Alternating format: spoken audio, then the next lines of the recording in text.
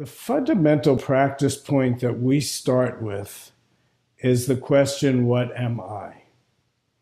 And if you listen to Kendra, and if you listen to me, and you listen to anyone, we're stuck in conventional language where we talk about ourselves, we talk about our experience, we talk about our needs or our families or our beingness. And the challenge with our language is that it actually turns us into an object. I becomes this object who is doing these things, or these things are being done to me as an object. So this very basic question, what am I, starts to pick at that assumption. Because this solitary work that we need to do in community is really about digging into that question. And it's a challenging, and I think, as Kendra was pointing out, quite a vulnerable experience, because as we dig into the question, we start to see that our assumptions are not who we thought we are. And if you take it far enough, you realize that actually I'm not an object or a thing at all. I'm not a human object. I'm a human being. And a being is an unfolding process. And in many ways, our stories about ourselves, and maybe even more powerfully, the stories that others have about us, keep us trapped in being an object rather than an ongoing, unfolding process. So the first step in some ways is to challenge our assumptions, to really dig into those thoughts, and as Kendra pointed to quite clearly, those feelings that are often what are driving this unfolding process. And I know for myself, the more I look inward and challenge myself with the question, what am I? What I find out is I don't know.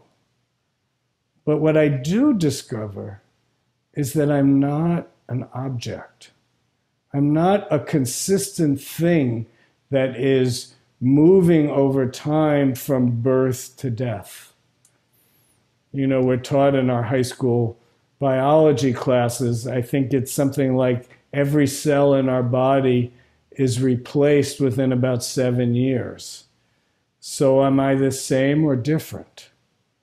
And many of you have heard me point to this, but that in our digestive system, there are so many bacteria and our whole biome. There are actually more cells of bacteria in our body than there are human cells. So what are we? When you get to the base of it, we're trying to connect with some vitality. It's not my vitality. It's excuse me for making up a concept, but it's kind of this universal vitality. It's the energy of the universe that we actually are manifesting in our unfolding process. And in so many ways, our practice is to get out of the way, to allow that unfolding to happen.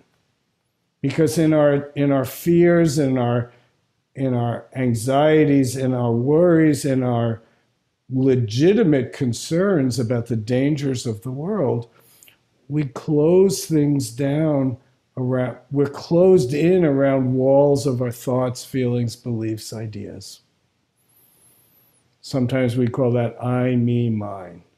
I am, this is who I am, this is what I need, and that container that Kendra talked about gets small.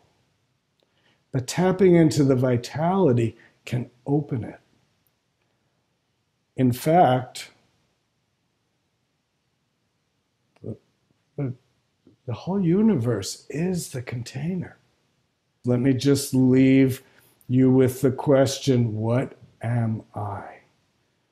Those of you who are new to our practice or new to our style of practice, just remember that fundamentally, that's our koan. A koan is a question that you might try to rationally answer, but your rational thought is too small to cover the magnitude, if you will, of this question.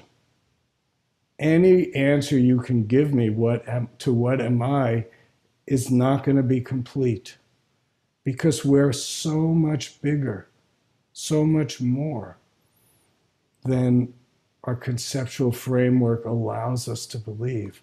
So Zen Master Soeng would always say to us, believe in yourself 100%. Not your ego self, not that small constructed self that Kendra was talking about so she could be a pleasant coworker, but the vitality that really impels everything.